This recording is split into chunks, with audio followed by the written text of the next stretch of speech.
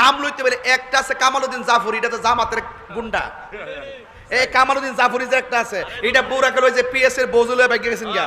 পত্রিকায় তো এখন আমার কাটি পেপার কাটিং আছে, মিথ্যা যদি সত্য না হয়, প্রমাণ করতে না পারলে কান কাটতে ফেলাই দিব।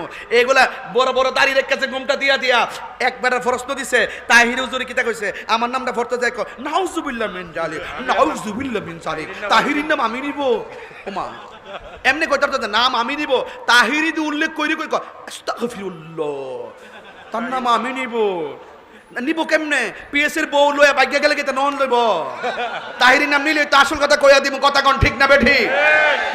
এগুলো জামাতের প্রোডাক্ট। এই জামাতের প্রোডাক্টের সাথে আমাদের কোনো সম্পর্ক নাই।